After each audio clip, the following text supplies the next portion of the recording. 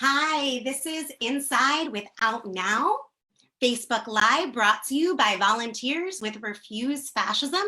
Hi, I'm Sam. I'm one of those volunteers. So glad that you are with us tonight. There's no better place to be than getting into our topic, Trump's death cult, American mythology, white supremacy, and deadly denialism. We're going to be joined by author and political analyst Jared Yates Sexton. Again, you are tuning in to Inside with Out Now, a Facebook Live brought to you by volunteers with Refuse-Fascism. I'm Sam, I'm one of those volunteers. Refuse-Fascism is a nationwide movement of people coming from diverse perspectives, united in the shared recognition that the Trump-Pence regime poses catastrophic danger to humanity and the planet itself, and that it must be driven from power through sustained mass nonviolent protests. And right now, in the midst of a pandemic, we aren't calling for millions to be in the street, but we are calling for everyone to be organizing to make that happen at the soonest possible time. So welcome, I'm so glad that you're here with us. You play a pivotal role in tonight's discussion.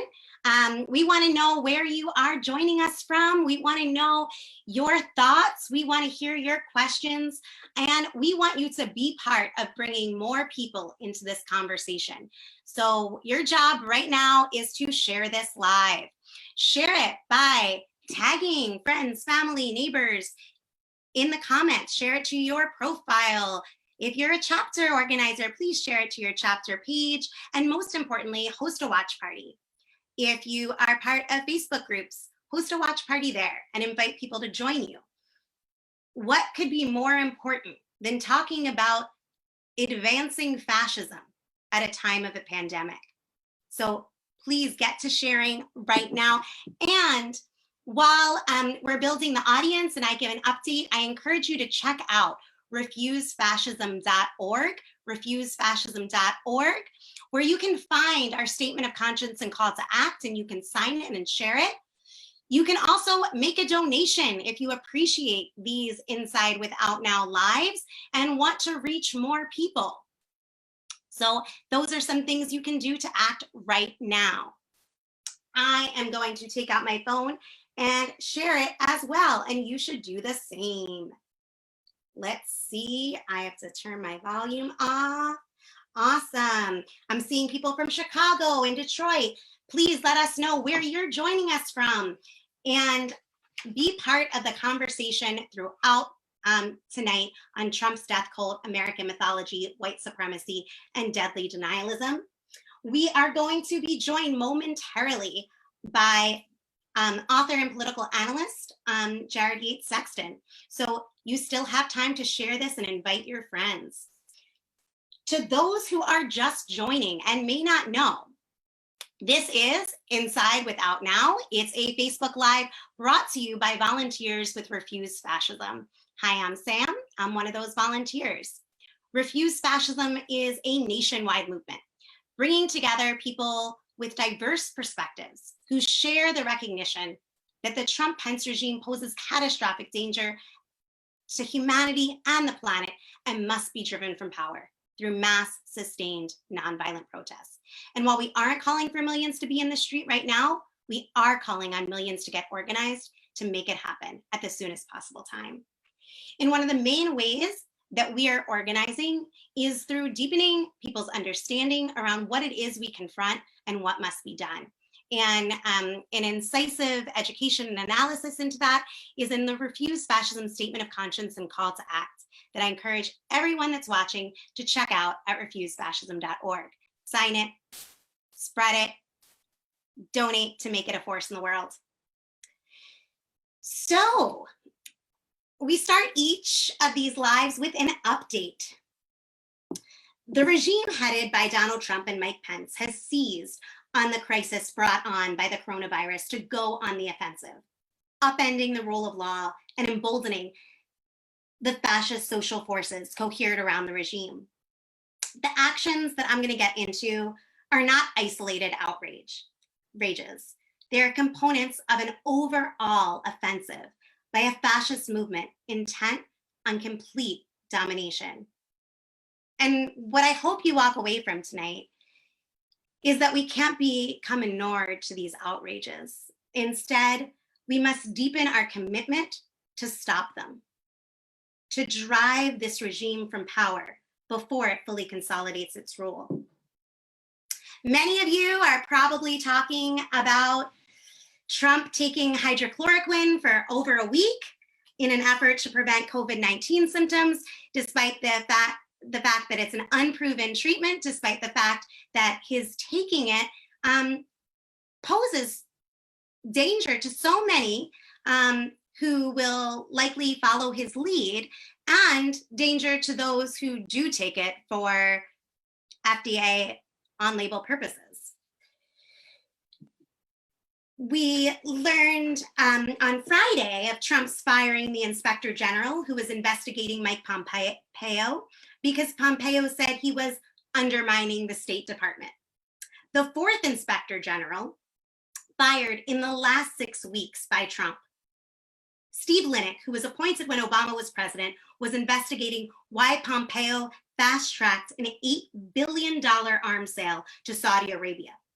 Trump had declared an emergency after the Saudi killing of Jamal Khashoggi and rushed the deal to get around congressional approval. Pompeo wouldn't sit for an interview about it. A CNN commenter called this Trump's Louis XIV moment. I am the state and I can do anything. Alex Azar, the active Christian fascist Health and Human Services Secretary, was asked why the US has such a high death toll from COVID-19. And I just want to stop for a moment because it's deeply upsetting what I'm going to read to you. And I want us to be grounded in the fact that globally, over 4 million people are infected, 316,000 have died. In this country alone, 1.5 million people are infected, and 90,000 people have died. And this is what the Christian fascist Health and Human Services Secretary says when asked why the US has such a high death toll from COVID. Unfortunately, the American population is very diverse. It is a population with significant unhealthy comorbidities that do make many individuals in our community, in particular African Americans, minority communities, particularly at risk here because of significant underlying disease health disparities and disease comorbidities. Blaming the victims, blaming those who are infected or who have died as weak and expendable. This is a common theme of fascists, as we discussed with Amanda Marcotte last week. If you were unable to catch that live, you can watch it on Facebook or at refusefascism.org. In related news, the Navajo Nation has surpassed New York and New Jersey for the highest per capita coronavirus infection rate in the US, another sign of COVID-19's disproportionate impact on minority communities. And that's the update. I am seeing that friends are sharing, friends are letting us know what they're thinking. Thanks for being part of the community that we have going on right here. For those just joining, this is Inside with RFOutNow, and I am excited to bring on our guest. We are going to be discussing Trump's death cult, American mythology, white supremacy, and deadly denialism. And we're going to be discussing this with Jared Yates Sexton, the author of American Rule, How a Nation Conquered the World but Failed Its People.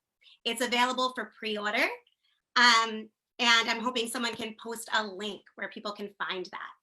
His work has appeared in the New York Times, the New Republic, the Daily Beast, Politico, and elsewhere. He serves as an associate professor of writing at Georgia Southern University and is the co-host of the Muckrake podcast. Welcome, Jared. Thanks for joining us. Thanks for having me, Sam. So, you have a pretty awesome Twitter thread going on today about Obamagate. I encourage people to check it out. I'm not going to start there, but I just wanted to put it out there. People should really check it out.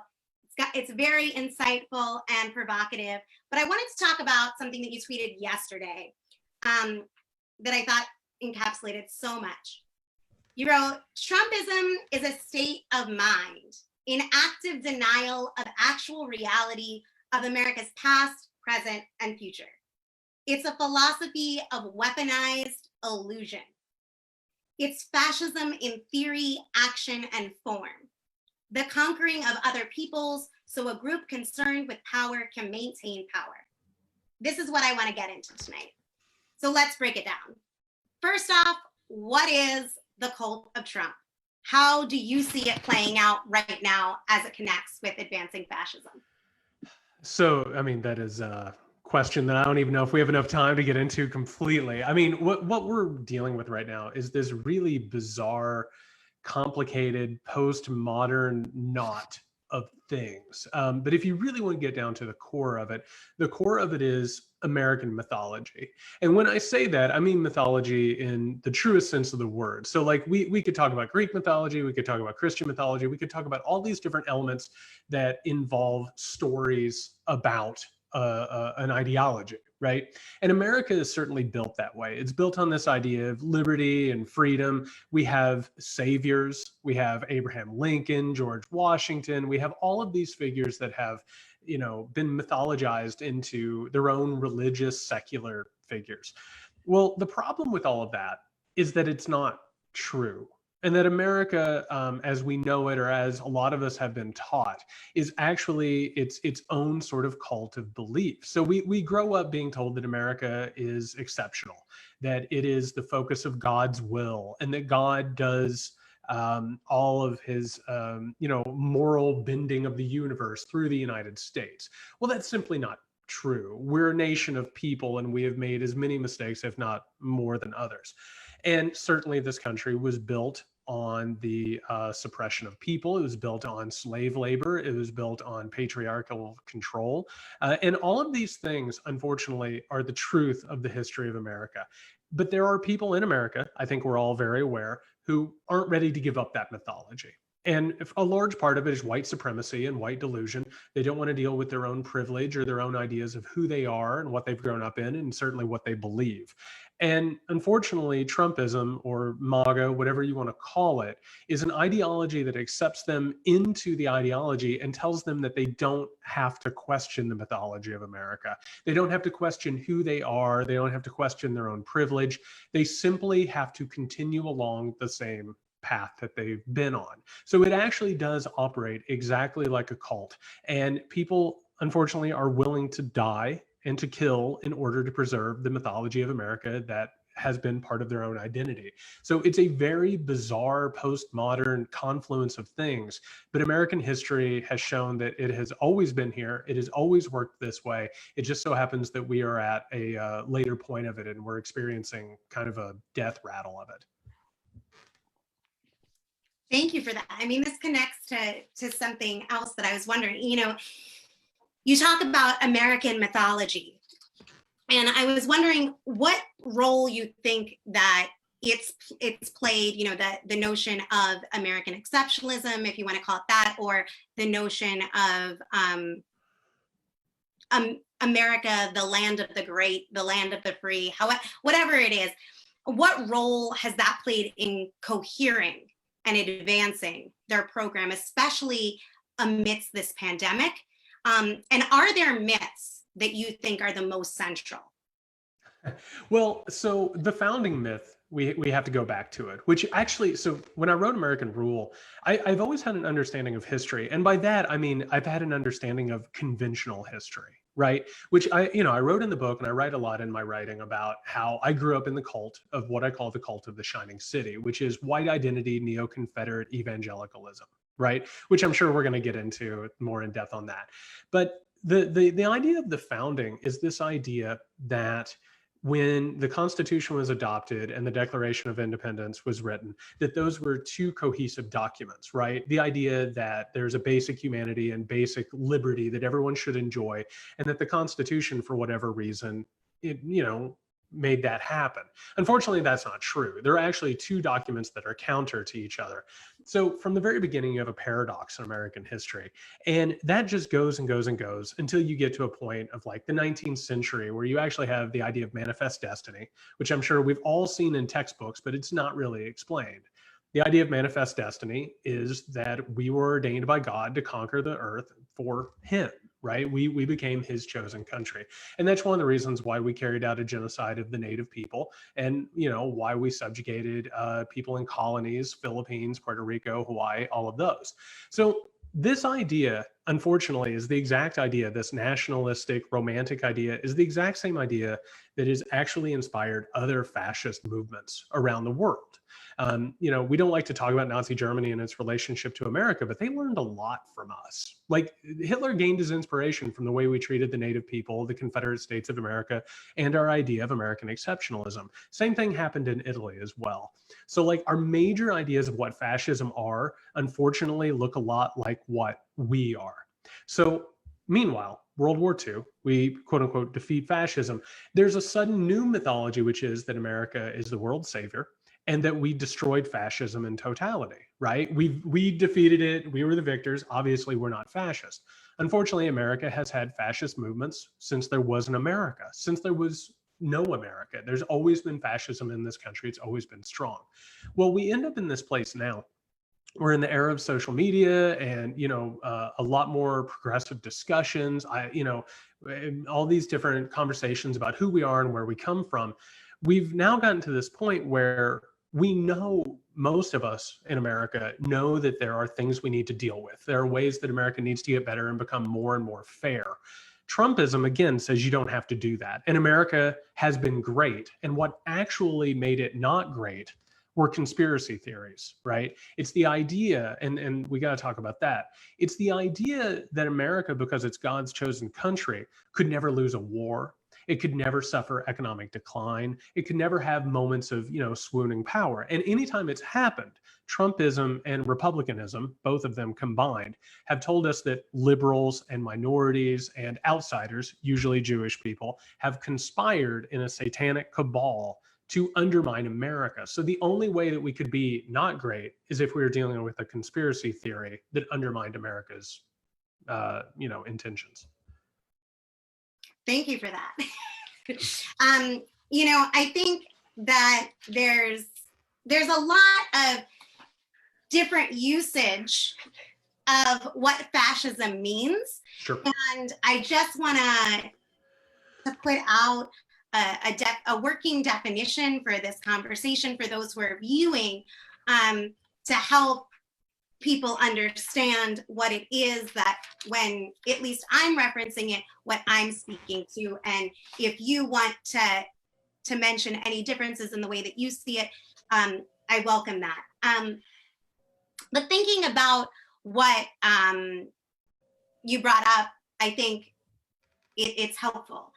Fascism has direction and momentum. Dissent is piece by piece criminalized. The truth is bludgeoned.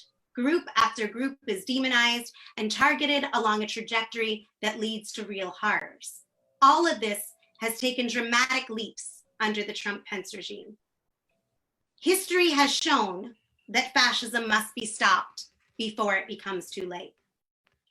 Fascism is not just a gross combination of horrific reactionary policies.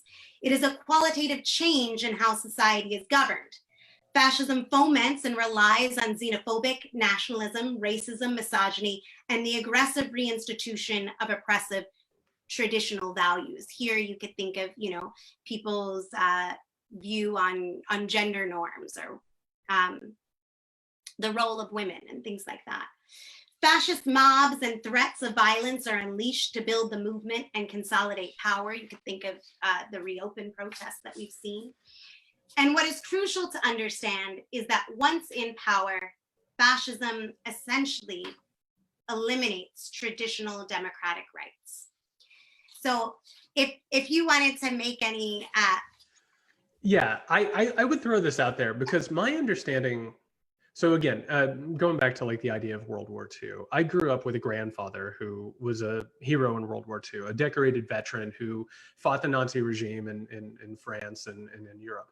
And so growing up, I was always told that fascism was basically just evil in action, right? It was just this spontaneous sort of thing that came about. And part of that was because I grew up, again, in a white identity evangelical culture. It was as if fascism was inspired by Satan, right? Some sort of satanic cabal would be the reason why you would have that. And that all feeds into the New World Order conspiracy theory that we're going to need to talk about. But I will throw this out there, that one thing that I didn't understand until I did all this research on the book American Rule is that fascism usually originates when a power group begins to lose power. And as they lose power, they panic and they start to mobilize prejudices and hatred in order to control power. So one of the things that has happened, and what you said I thought was interesting, the idea that it was, a total societal control, right? And listen, there's all kinds of stuff that dominates like our culture, cultural conversations, right? We like Colin Kaepernick kneeling, right, became like a giant thing that we had to debate for months upon months upon months, and there's a chance Trump might bring it up tomorrow, right? Mm-hmm. It's cultural control. And this is something that Gramsci tells us too, right? It's this idea that you can't let anything happen, whether or not it's, I don't know, James Bond being cast as a black man, or, who gets cast in this role, and is Nike doing a campaign with Kaepernick? And so what happens is the power group has to control culture as a whole. And here in America, they have for decades. And one thing that we don't like to talk about is how, hardcore Americans have controlled everything from movies to TV to music for decades upon decades upon decades, right? There's a reason why the 1950s, particularly with TV and like suburban consensus, all this stuff, was a total facade. There were tons of Americans, everyone from African Americans to minorities to women to LGBTQ, who were living really terrible lives in the 1950s, lives of suppression. But when you turned on the TV, it seemed as if America was, in a moment of greatness because it controlled culture. So much of this has to do with cultural warfare, and this idea that you have to control every story, you have to control every perception. And the more that you try and do that, the more that it creates these culture wars, which it's not just something that happens. It's something that actually takes control of the culture. It breeds this division, right? It breeds this anger. It leads to situations where, calling the news the enemy of the people because you don't like the way they report on your presidency, which all of a sudden leads to a protest outside where people are spitting on reporters, mm-hmm. where they're intimidating reporters, sending death threats. And so it is this idea that this power group, in this case, white Americans, or white male Americans in particular, feel as if they are losing power. And they feel like they're losing power because they're, quote unquote, losing cultural battles, right? And meanwhile, they control government.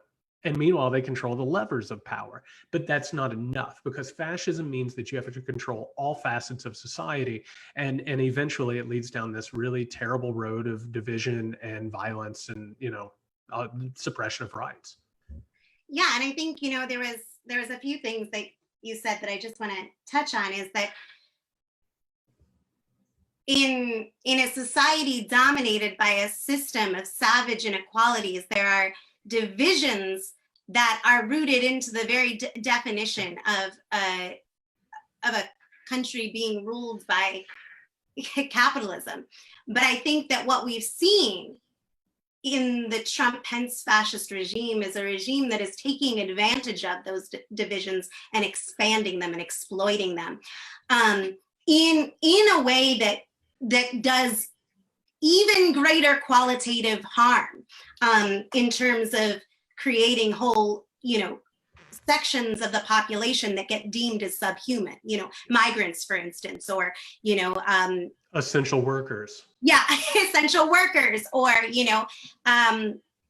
prisoners. You could go through, people who then get deemed as not human. So I think that that's important to think about. And also the notion of a section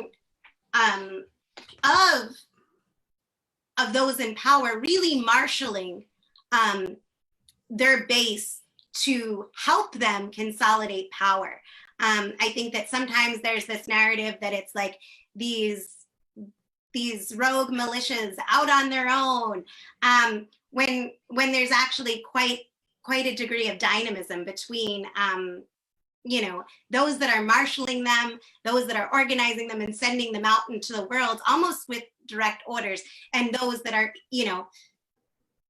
Yeah, not just militias, but that are out there with their white supremacy and misogyny and xenophobia. Well, I would throw this out there because I think you hit on an important point there. So like, let's take the militia movement, right? So there's a couple of things that are happening in all of this. One, the militia movement existed well before Trump. And it's not like they look at Trump as a competent leader. They look at Trump as somebody who has the instincts of an authoritarian and has like natural innate prejudices, right? So he is the perfect kind of leader for them. They're not looking for someone to like marshal them. It just so happens that Trump sees them and he's like, they're good people, right? So there's a lot of people, unfortunately, with the reopen movement. And again, this is kind of the bigger problem with modern American history, is all of this stuff is interconnected. It's not like everybody's in a smoky room making plans, right? So like these militia movements, for one, have been looking for an opportunity to push America to the point of a new civil war so they can install a fascist dictatorship. Do they care about Trump? Not really. Not any more than they care about having a person in office that inspires hatred in people, which Trump does naturally. But there's also another part of it. So we mentioned the reopen movement, right? Well, I put it in quotes because it's reopen and not calling them protests because they are not protests. Because they're not. They're being completely funded and directed by the wealthiest right-wing billionaires in the country to create a fake movement. Right. So those people are doing that. The fascist, the actual like self-identified fascist who are taking, plays out of the Hitler playbook, they're using it. And then meanwhile, there's another group of people. And I got to throw this out there because I'd be remiss if I didn't. My family and the people that I love, a lot of them support Trump. And I'll tell you why they support Trump. They're naturally prejudiced in a lot of different ways. So that is part of it, right? But also there are people in middle America who are pissed off, that their middle America has been ruined. I come from Indiana. I come from like a small town where, everything from industry's gone, the school's in disrepair, we can't find enough teachers, all this stuff. Right. So these people have been looking for somebody that they can latch onto. They latched onto Trump because he plays faux populism with them, which is what authoritarians always do. They always appeal to people who have some sort of a bone to pick. Right. And they go out there and they say, yes, I may fly in a jet with my name on it, or I live in Trump Tower and I have billions of dollars, supposedly, but I'm your champion. Right. And all of a sudden they end up, and this is one of the reasons why I use the word cult, they end up binding their identities with Trump because they think that's the last thing they have. I was on the podcast today, or maybe, what is time anymore, Sam? I was talking about this the other day, but it's like somebody who becomes like, I don't know, a Patriots fan or a Raiders fan, right? And that is suddenly who they are. I'm a Raiders fan. That's who I am. It's what my clothes are. It's what's on my car, right?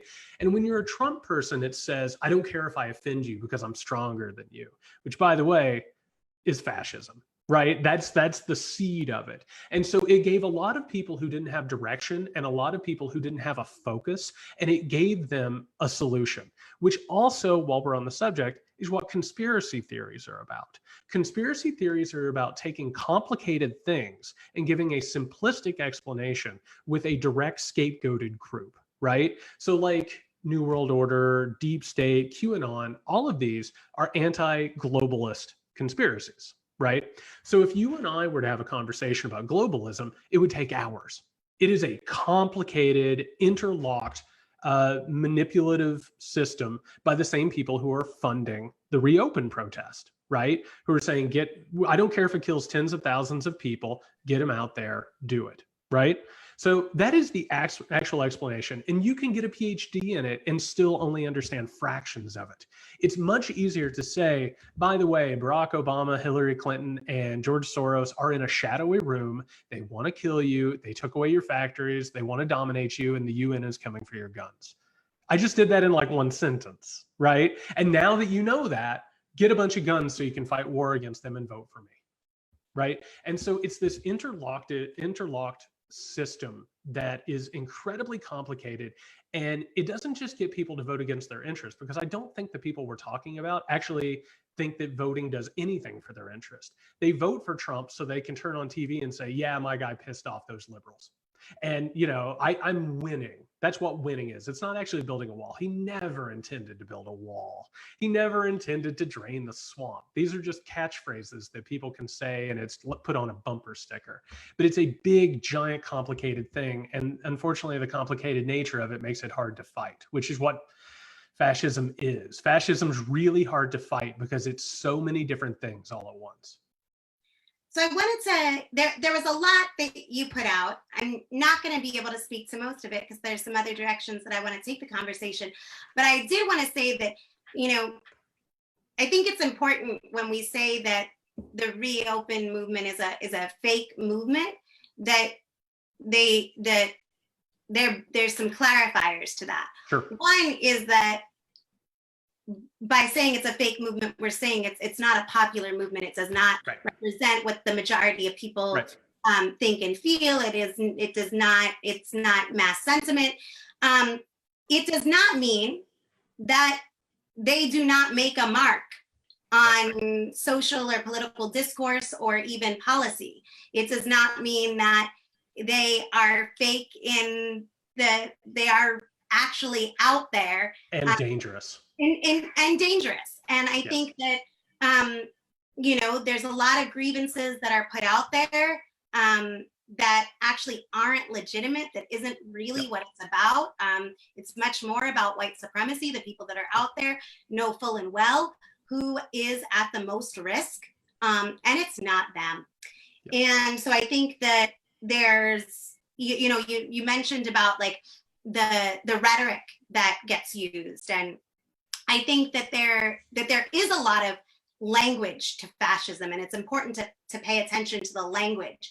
In the Trump-Pence regime, if you look at it in the span of 3 years, 4 months, 5 months now, I've lost track, they've actually kept a lot of promises.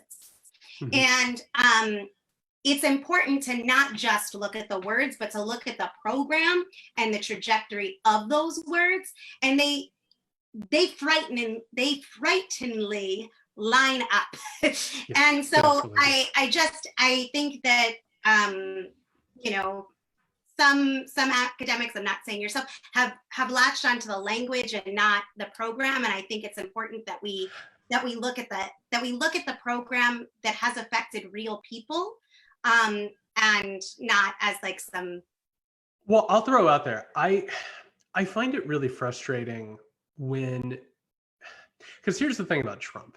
There's no silver bullet explanation for how Trump came to power. There's no silver bullet explanation to who Trump is as a president, right? So like on one level, I think one of the things that bothers me is so many people have decided the way that they will deal with Trump is just to laugh at him, because he's a really pitiful buffoon of a person. When you actually look at him, he is a incredibly sad, just broken human being. You cannot behave like this if you're not broken. So I understand that there's like this effort to make fun of him or his skin color or his weight. Call him an orange Cheeto. Right. But the problem is, if we laugh at him and just call him a buffoon, what we're actually doing is we're taking the sting out of who he is, what he represents, how he came to power, and what he's done. I mean, this regime has done unbelievable damage, not just to individuals, but society as a whole. I mean, this is not exaggeration. This is not alarmism. Donald Trump being president actually fundamentally puts at risk the idea of an open society. I mean, that's where we are, because it's like, I'm talking to you now. I'm going to log off of here as a journalist and as a writer. I'm going to have threats. That's who I am, right? And anybody who does this stuff, their life gets threatened. People try and intimidate them, which, by the way, are all hallmarks of fascism, right? It's because fascism is the destruction of open society. So on one hand, you can talk about how big of a failure he is, or how he lies and how he boasts and all that stuff. But I mean, he has done unbelievable damage to the discourse. And by the way, one thing that we just did real fast, because a problem with this is we play into the linguistics of their game, because one of the things that Donald Trump does is he poisons the battlefield, and we have to fight based upon his words and his definitions, right? So we just talked about the reopen movement. Isn't it amazing that yeah, so in one of these things, and by the way, when I say it's fake, I mean that people like Betsy DeVos has paid, I knew what you were putting out. I just wanted to make sure for but it's the exact same thing as what happened with the Tea Party, which was, funded by the Koch brothers to create a movement that eventually took over the Republican Party, right? And by the way, it's Fox News, it's that corporate idea that I talked about, plus also the politics of it, plus also the culture, right? It's that knot that just keeps showing up, that keeps working together. Well, in this case, talking about reopen, the debate is not whether or not to reopen America, right? Because on that side, it's saying, well, we need to reopen so our economy will be fine. And on the other side, it's like, well, you're going to kill, thousands of people. We shouldn't reopen. That's not the debate that we need to be having. I don't want the country shut down. I don't want my family to suffer economic problems and crises. The question should be, how do we make the economy fair and human and equal so it can go through something like this? Because it is inherently unstable and inherently unequal and punitive. It's a weapon that these people use against people. So you're exactly right. It's not this simple thing. Like, does Trump fail? He's actually failed at most everything he's ever done in his entire life, except for being an authoritarian. He's wonderful at it, for a lack of a better word. And one of the reasons he's good at it is because he understands our faults as a society, and he understands the faults of our media. He knows exactly what they want to hear. He's in constant conversation and cycling a conversation with them. He knows how to bait them. And by the way, you want to talk about fascism and how it happens, they are economically dependent on him. They are economically dependent on what he does, what he says, and how he hurts society. It goes back to Les Moonves, right, who had to leave in disgrace from CBS. And he said, it may not be good for America, but it's damn good for CBS. That's not a society that works. And fascist societies always come to fruition whenever the economic or capitalistic system depends on authoritarians destroying society. I always tell people, we're watching right now the most popular show on TV, which is The Fall of America. And when The Fall of America is the most popular, lucrative TV, that's a problem. Right? You cannot have a functioning society when there is an economic incentive for destruction and murder. And that's unfortunately where we are. That was very provocative. I hope informative to people as well. I think there were important points about the stakes that are being posed. I want to circle back to something that we were talking about earlier, about the truth and reality. For those who are just tuning in, this is Inside with RFOutNow. If a friend shared this with you, please thank your friend. You have a good one. We are talking about Donald Trump's cult, white supremacy, American mythology, and deadly delusions with Jared Yates Sexton, author and political analyst. And I am an organizer with Refuse-Fascism, a movement of people from diverse perspectives united in the recognition that the Trump-Pence regime poses catastrophic danger to humanity and the planet, and that it must be driven from power. And when we talk about driving them from power, we're talking about sustained mass nonviolent protests. And we have a statement of conscience and a call to act that goes into what it is we confront and what we need to do. And in it states, the regime bludgeons the very notion of objective truth, trafficking not merely in lies, but in flagrant campaigns of disinformation. You've written about how the regime has distorted reality amidst the pandemic. You've written about how they peddle conspiracy theories. Why and how is this war on the truth central to advancing their program? So there's a lot to that. First and foremost, I mean, George Orwell had it right. The person who controls the past controls the future. Right. And I mean, and again, it goes back to what the conversation we just had. In order for people to define the terms that you're having, it defines the conversation that you can have. So one of the bigger problems here, and this goes back to what I was saying about the mythology of America. The sad truth is that we've all been living in an alternate reality for generations, right? Americans have been living in, again, this idea of American exceptionalism, that America is the hero and that America is good and inherently out for the good in the world. Well, we're just a nation that has had its own problems and certainly some of the larger fascistic elements in it, right? So one of the things that happens is it's really hard to convince people that the story of themselves and the story of the country that they've been taught their entire lives isn't true. This is one of the reasons it's really hard to get a person out of a cult or a religion that is abusive and problematic, right? It's because you are taught that from a young age. You are given the worldview that, it makes you look at the world through a certain view. I got out of this, what I now call the cult of the shining city, white identity evangelicalism. I got out of it. And there are still moments where something crackles. You know what I mean? And it's actually weird because like when I watch Fox News or when I hear Trump speak or when I hear all these pastors sort of talk about Trump and what's happening, it hits a nerve. It's still that programming that's left over. And so a lot of Americans are still fundamentally biased towards what Trump sells. It's like when he goes up and hugs a flag.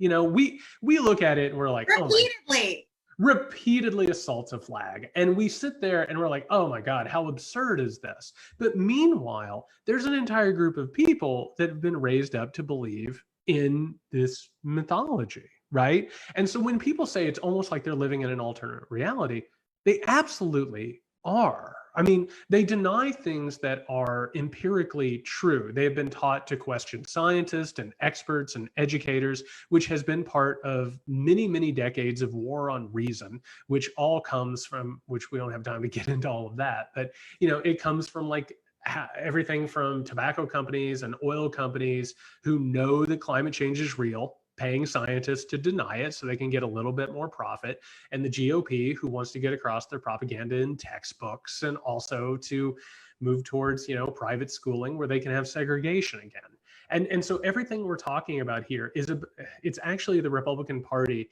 which I've called a death cult, which is provocative on purpose, but it is the idea that the Republican Party cannot win an election when we talk about facts or when we have free and fair voting. It's why gerrymandering happens. It's why disenfranchising happens. And it's why all of their conversations are about realities where there's a war on Christmas or, about who kneels at a football game or whatever.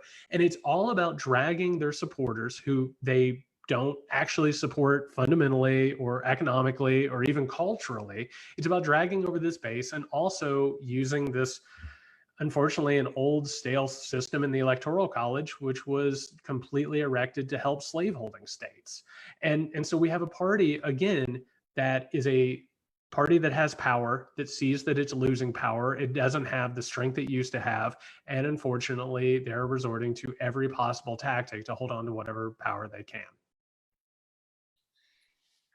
I think that, when you were talking about like the distortion and then believe, they believe it. They are in, you called it an alternate reality. There was something that Andy Z, one of the co-initiators of Refuse-Fascism, he gave a speech, I think it was in LA, early fall, right before at that point, we were doing week after week of sustained protests. And he wrote something that just has stuck with me. And I just wanted to share it with you and with others, because I've been thinking about it this whole pandemic period. The relentless attack on what is true, on objective reality, on science, is a key and dangerous component of fascism. This forges a base of people who will believe and follow the truth of the fascist leader, whatever he says, without question. Truth is eroded and everything becomes seen as just an opinion, where what you believe is determined by who is saying it and what you already want to believe. Once the notion of objective truth is erased from society, even outlawed, After all, what is the logical conclusion of what happens to the people who are branded as enemies and traitors? Then people cannot be free to change the world. For to change the world, to overcome all divisions and forms of oppression that are in the world today, requires knowing the world as it actually is. So I think, like, that's just been something in terms of what is the motive behind it that I've been thinking about. Well, I would also, for anybody listening who wants to learn more about what's happening, so I call it post-politics. And a lot of it is happening in the post-Cold War, where the United States believed it was going to be a eternal hegemony, right? That we were going to have complete control over the world and do everything we wanted. Unfortunately, one of the things that came up, particularly in 2000, is the regime of Vladimir Putin. All right. So let's put aside any conversation, even about Russian collusion, because, every now and then that'll turn people off. There's plenty of evidence. We don't need to talk about that. But what we need to talk about is a thing called managed democracy. And managed democracy is this type of control that was innovated in Putinist Russia, right? There are tons of technologists and propagandists who created this thing, which is, it's a society that looks like a democracy. It has elections, it has the illusion of a free and fair press, it has illusions of free speech, all these things. But meanwhile, it has open systems of power and closed systems of power. And so these technologists and propagandists in Russia would do things like they would create fake movements. They would create fake controversies, right? They would create political events that would make Vladimir Putin look like a victor. He would take on opponents, right, who were actually part of his inner circle. And so basically it creates an illusion of a society that is actually free and fair, while meanwhile everything is controlled. Because one thing that we learned, particularly, in the ashes of the Soviet Union, is that people don't like overt control. Right? We rebel against it when we know that we're being controlled. But what happens over time, and the Soviet Union and Putinist Russia taught us this, is that you can control people by illusionary democracy, and eventually by lying to them all the time, and by being openly corrupt and openly dishonest, you break their wills. Right? By doing things like, I don't know, pardoning criminals or sending your criminal cronies to jail, but then also having them go back home in a couple of months, right? When you flaunt lawlessness, when you do things that are obviously illegal, immoral, and corrupt, and yet you never suffer consequences, and I'm sure people listening have felt this, you start to lose faith. Right? And eventually you get tired and it wears down your will. And so if we're looking at a situation where fascism comes to America, and I do believe we're in the burgeoning days of that, it's going to be a quiet fascism. It's going to be a fascism that looks on the outside like it still has democratic institutions and principles, but on the inside, people don't expect them anymore. Right? It's going to be that type of managed democracy because unfortunately, like fascism, in Europe. And this is one thing that Mussolini wrote in his definition of fascism. Everyone thinks the world is just going to continue moving on and becoming freer and freer. Fascists decide that no, time can be reversed and human liberty can be reversed.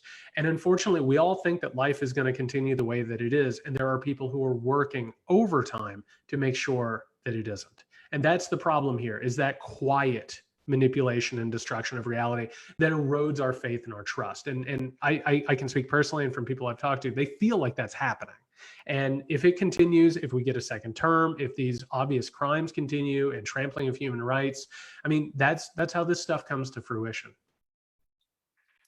And for those who are listening, it might come up backwards for you. I would argue that fascism is here, that it's advancing, that looking at, the end stages of fascism that's fully consolidated is not as helpful right now as looking at how it begins and how it starts. And that is what, Jared, you're speaking of is that beginning stage, not looking, to use Nazi Germany as an example, not looking to the death camps, but looking at, the closing of Jewish businesses, looking at the beginning of how this starts. And I would encourage everyone, including Jared, to read the Statement of Conscience and to add your name to it. This is at work, and there is a force that has not yet asserted itself, and that's the people. And we'll talk about that in a moment, but I did want to put it out there. You had talked about letting people off, and it segued me into a quote from a recent piece that you wrote. In Assault on Our Wills, Mike Flynn and the Potency of Flagrant Corruption, you wrote, instances like Flynn's freeing are meant to provide a lesson for nations that their autocratic regimes are beyond their control and beyond the reach of law and order. In a message that the law is there to be used against everyone else and by them as a weapon. The flagrancy of this act is on purpose. In the parlance of Trump, it is a win, which means it is a loss for everyone else and the democratic order. And you wrote this before Trump introduced to the world Obamagate. And I was wondering if you thought that there was any connection, Yeah, so one of the things that happens particularly in fascism, and it's really interesting. I forget what the name of the book was. I want to say The Black Earth, but it was an account of the Holocaust. And I want to say Timothy Snyder. I think it was Timothy Snyder's. And he talked a lot about how the Nazi regime operated through law, right? It's one of those things where you actually make laws that allow fascism to operate within a framework. And the whole idea of fascist law and, the idea of the mundanity of evil, right, is the idea that fascists take the law and it's not for them, right? It's a tool or a weapon that they can use to tame others or to control others. We've definitely seen that in America. I mean, the era of mass incarceration is that personified, right? It's the idea that, well, it would actually cost less to incarcerate an entire group of people other than to make the economy fairer and society better, right? We would rather put them in a prison and just take care of that, right? So we actually have this giant problem that has always been here in the country, which is from the moment that the Constitution was signed, it was always about taking care of the wealthy, land-owning white elite. And that has been the entirety of American history. Unfortunately, we now live in an era, again, and by the way, I think we're all old enough. How many CEOs have we seen who have been, guilty of unbelievable crimes against the country, melted down our economy, lessened our possibilities and potential as a generation? I mean, I'm a Generation X millennial type guy. I graduated from college in 2008. Like, I came out just to see, the ashes that they left for us. Like, and not to mention, like, the difference in drug rules, all of these different things, these massive white collar crimes and the disparities between how we treat one criminal versus another. America has always been about inequality of the law and how it has always served white, landowning, wealthy, patriarchal powers, right? And so that's actually what fascism does. And Trump is a perfect example of that. God knows how many things Trump has gotten away with. He's failed upward. Every business he's ever helmed has, gone bankrupt, and he's left other people in the lurch. And we even have a time now where he colluded with a foreign power.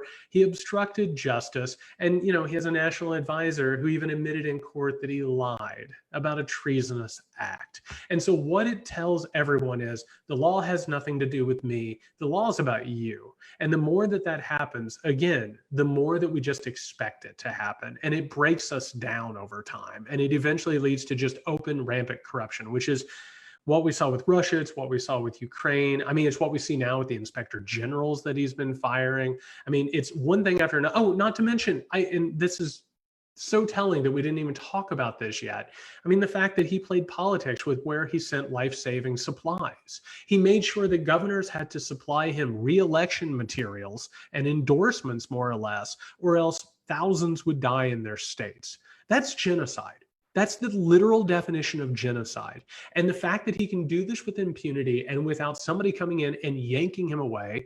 And of course, we saw with impeachment, he's not going to be held accountable in any way. And eventually it leads to, I believe Sekulow argued this the other day in front of the Supreme Court, that the president of the United States is not like every other citizen, right? They are above anything else. And so you have a tiered society, and tiered societies are where fascism breeds, because that's what it is. It's about one group holding power and resources over the others. That ties really well into something that I wanted to ask you. You had written, when you were talking about, I think it was looming fascism. I didn't write down the full title, but it was about the pandemic, and it maybe laying the groundwork for what we're seeing in terms of, here it is, future exercises in totalitarianism. You wrote, "We have witnessed a genocide unfold in full view of the world without so much as a mention of its existence." And you recently tweeted, "People need to understand Trump means it when he talks about imprisoning his rivals. It's not a show, it's not just rhetoric. If he can do it, he will prosecute and imprison them. That's where we're headed, and living in denial doesn't mean it isn't happening." And this has been something that we have been, the Refuse-Fascism movement has been really working on, is this, that's where we're headed, and living in denial doesn't mean it isn't happening point, and I wanted to ask you why you think it's so urgent that people break out of this denialism, in particular a fascist denialism, a denialism that says it can't happen here, it's not happening here, it won't happen here. And how do you think we can go about doing that, breaking people out of that denialism? Why is it so urgent that we do so? What harm does that denial do? Because you, I think more so than anyone else I've read recently, has really hammered on the do not look away because it makes you uncomfortable part. Well, I mean, the major thing here is that fascism and authoritarian grows in the shadows, right? It feeds off corruption and it feeds off diseased tissues in society. And it grows and grows and grows. I actually think George Kennan wrote that in the long telegram that described Soviet Russia, to Eisenhower, if I'm not mistaken. And it's this idea that totalitarianism, if you don't notice it, it gives it room to maneuver, right? That's part of it, is like white supremacist militias and terrorists and people. I'm sorry, but paramilitary groups are storming into legislatures and interrupting the legislative process, which is a giant threat against open society and democratic society. So that's number one. Number two, the more that we deny it, like I don't know what else could happen in this country to make it more clear. It's so obvious that Trump is an authoritarian. He has no use for democratic institutions, and every day that he does this stuff, you have to say, why doesn't the media call it what it is? And again, that's because they have an economic incentive to sort of squeeze it out. I call it the we'll leave it for another day, which is they're like, it's very troubling. Trump threatened to not have elections this year. This is a discussion for another day, right? It keeps you watching the TV and it keeps you watching the tension of it. But meanwhile, it feels like you're being gaslit, right? Because you're experiencing a fascist movement in this country, but people are either afraid to call it what it is, or they're kind of part of it, right? Third, I would take people to the future. And Trump is a really divisive figure, obviously. So let's take Trump out of the equation.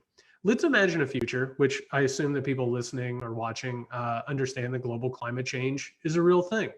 We're going to have periods of time in the very near future, and pandemic is another thing, right? And the economic crisis is another thing. We're going to have debates about resources and land.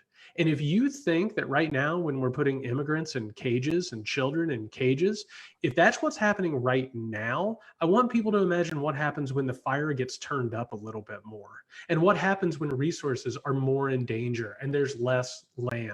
Trump is not the end of this thing. I say this all the time. Trump is not the disease, he's the symptom, right? It is this disease that is metastasized into one person, and it's going to continue because Trumpism is a problem that it didn't begin or end with Trump. But then number four, I'll just throw this out there. The way that we fight it is that we learn about it. It's not enough to simply say something's wrong, right? We have to understand how we got here, which is one of the reasons why I did a complete rehistory of America, because that mythology needed to be destroyed. We have to understand how we got here, because we can't move forward if we don't understand the past. Because that limitation of what we understand about the past and our very recent past is what keeps us from understanding the present and what keeps us from being able to chart the future. And so I've been saying recently, it's a 3-step process. One, you have to get angry. You just have to get angry, because this thing is about dulling our feelings and breaking our wills and breeding apathy. You have to be angry because we have been sold out and we have been endangered, right? Number 2, you have to get educated. And right now is a great time to do it. Take the time, study the history, learn what has actually happened, how we've got here. And then finally, like y'all are doing, it's getting organized. Because one of the problems in American history is it's like a pendulum. There are these moments in American history where wealth and fascist movements gain way too much power, and the people forget that they have actual power, right? It feels like politics and history is a spectacle sport. It's something to watch. It's not something we can affect. And then eventually people remember they have power and the pendulum swings again. If we're going to get out of this thing, it's going to be based upon grassroots to the top, not top down. We have to stop waiting on people to save us. And listen, you can have your favorite politicians and believe in them all you want, but you can't sit at home and just wait on them to save you, because you have to play a role in it, because the government gets its sovereignty from the people, and they have forgotten that, and they have manufactured helplessness. And we have to completely rebel against that, or else they're just going to keep doing what they want to do. In terms of people getting educated, I wanted to, again, just give a few resources to people in addition to resources that you, Jared, recommended. One is an article that is up on our website that is a reprint from revcom.us. It's Fascism Denialism is as Dangerous and Unscientific as Climate Denialism. And you can access that at refusefascism.org. Another resource, I've mentioned it before, but it bears repeating, is the Refuse Fascism Statement of Conscience and Call to Act. It's not just an indictment of the Trump-Pence regime. It is an education in what we face and a strategy for how we can get out of this. And last, but definitely not least, I recommend that people go to refusefascism.org. And we have the time now to listen, as Jared, you were saying, and to hear different perspectives. And I encourage people to go and listen. There's a talk, it's a video. It's The Trump-Pence Regime Must Go. In the Name of Humanity, we refuse to accept a fascist America. A better world is possible. It's an hour-long film of a talk by Baba Vicky, and I encourage people to check it out. There's also several clips, including one that I highly recommend, and it's featured on our homepage, at refusefascism.org, The Direct Line from the Confederacy to the Fascists of Today. I think it's a nice pairing, if you will, to the conversation that we've been having. My last question, thanks for staying on longer with us, Jared, is something that you kind of spoke to, but I'm going to phrase it a little bit differently. You wrote recently, I think it was in the last month, we are watching an America in decline, an empire coming apart at the seams. We can bury our heads in the sand and pretend it isn't happening, but it doesn't make it any less true. As long as criminals go unpunished, whether they be in the White House or engaging in political terrorism in the halls of the State House around the country, it quickens our slide. This will not simply go away, and it will not heal itself. And so I think that that's a really important point that you're getting at, that it's not going to go away on its own, and it's not going to heal itself. You know, there's a part in the statement of conscience where it talks about that it's long past time to, cast aside illusions and self-delusions. For years, people have waited for the blue wave, for Mueller, for impeachment, but the normal channels turn into dead ends as the regime shreds the norms and changes the rules. And so what do you think, if it's not simply going to go away, and you're not saying let's sit back and hope for the election, what do you think will stop this? Man, so that's the $64,000 question, right? I think a large part of it has to do with the fact that fascism grows in atomized societies. It grows in societies where, we worry more about our individual fates versus our own collective good. One of the things I like to talk about, so like, one of the only reasons I'm doing this is because I established like an audience on Twitter, right? And I've decided to use Twitter as a way to educate people and sound an alarm. But people also need to understand that things like Twitter and Facebook are machines that run on good intentions, right? Like the idea that like it feels, and it's like a pinball machine, but you get points for, retweeting and liking and expressing rage it's almost like live watching a show, right? It's like watching the newest Survivor and talking about what the contestants are doing. Unfortunately, politics has become a spectator sport. That's why it's treated the way that it is. That's why cable news feels the way that it is. They treat it like Sports Center talking about Monday Night Football, right? It's not about whether or not the country has been made better. It's about who won today or who had the best maneuver, which is how you end up in a game theory situation where each party is just constantly trying to make the most money against each other and, have the best move or whatever. That's not how society works. It's by rejecting that game. It goes back to what we were talking about rejecting the linguistics or, the battlefield you're supposed to be on. We have to repair the atomization of society. We have to get to know each other again. We have to start with grassroots. We have to get to know people and have conversations with them. And one of the big things is providing an antidote to the rhetoric that we're talking about and the conspiracy theories that we're talking about. It doesn't work if we just talk to each other in headlines, because headlines are designed in a capitalistic system to get people to face off against each other. I always tell people, if you're reading an article, and you know how people get mad at like a New York Times editorial, and they're like, I can't believe Bret Stephens did this, and the New York Times posted this. Well, guess what? The New York Times succeeded. They got everyone who agrees with Bret Stephens to repost it, and they got everybody who's angry about Bret Stephens to post it, right? So it's like two sides of the spectacle coin. We have to stop playing that game. We have to reject it. We have to play a new game, which is that the American people have the power, and that when we organize and that we make sure not just to vote, but to form lasting political action committees and political action in general. Because here's what's happened. The Republican Party didn't stop doing those things. They ran circles around everybody else. They took care of, local elections, state legislatures, state judiciary, and the judiciary at large. It's a different game, and we have to stop handing it over to them to just do whatever they're doing. And quite frankly, yes, politics is toxic, and it's a cesspool, and it's disgusting, and it's meant to keep so many of us from running and for participating in it. We have to take it back. The better people who are not doing it for narcissistic purposes or personal profit or power need to start volunteering to do these things and running for spots and becoming part of the party apparatus or forming a new party or something. But we have to reject completely the spectacle of politics because it's killing us. There's no other way to put it.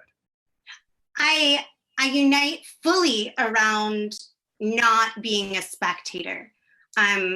I differ in what I see as the solution. I think that because what we face is fascism, we've seen him get through impeachment and leave more, vindicated and on the offensive.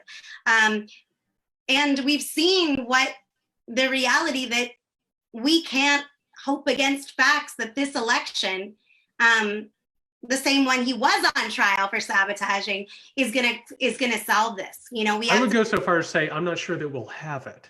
Right. Which is the other part. Yeah. That's a reality, right? We may not have it. Another possibility, he may contest it, right? If he I will tell people, and I listen. I say this and I tell people because people really need to hear this. In 2012. When Barack Obama destroyed Mitt Romney in the election. And by the way, Donald Trump was never a fan of Mitt Romney. Yeah. When he lost, Donald Trump tweeted immediately after it that the election had been stolen and that Americans should march on Washington, D.C., and that there should be an election. And that was for a candidate that he didn't even care for. Right. So if you if you want to sit back, and I always say this, I'm like, if you want an election in November, you have to start right now fighting for that, because it's going to be a slog. The Republican Party is not going to allow mail-in ballots. And this pandemic is probably going to have its second wave around then. So if you want an election, that's one thing. Do not sit back and say, well, the Constitution says we have to do it. Because these people don't care about the Constitution. They don't care about the rule of law. They don't care if they see a rule and they don't like it, they change it. They change it. And rules of law, here's the other thing people don't like talking about. They're social constructions. They're not real. The only power that they have is the power that people are willing to fight for them in order to enforce them and make sure that they exist.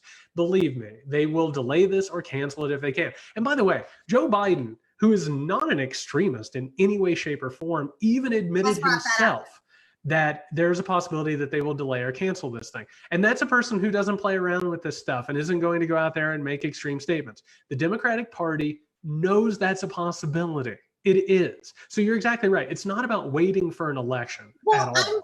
But I'm posing something slightly different in that, well, I will say about the Democratic Party, on the one hand, they're literally saying he may not have an election, and yet they're not publicly calling him a fascist and mobilizing the one force that could stop this. People in the streets en masse, creating a political situation that couldn't be ignored. So I'm not like, I'm saying that to say that it's not about what I'm posing is that we have to confront that if Trump wins or loses and refuses to step down, or even the damage that the fascist forces he has unleashed will continue to inflict, even if he loses and leaves vengeful, all pose the point that no election, whether it's fair or whether it's fraudulent, can legitimize what we've allowed to be normalized over the past 3 years.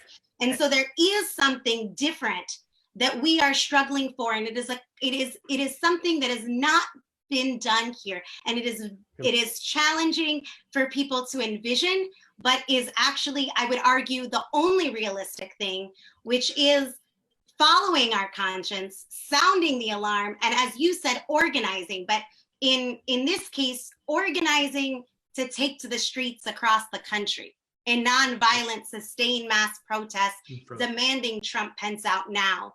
A situation growing to millions and people staying in the street until the demand is met. And it's not an easy road.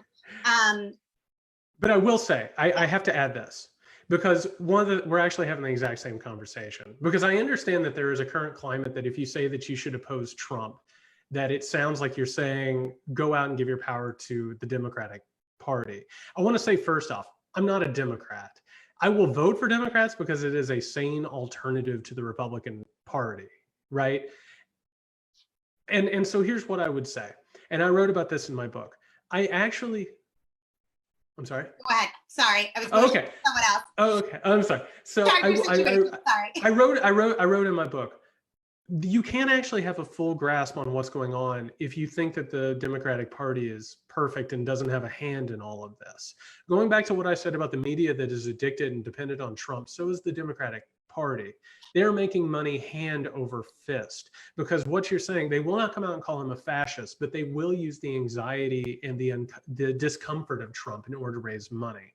I actually think the political system that we enjoy right now, and by that I mean don't enjoy, is actually one of the problems that we have. Like, I do not think that any of the parties actually represent reality as we know it. And again, I will break my hand voting for somebody other than Donald Trump. I will do it every single time because we have to stop the decline.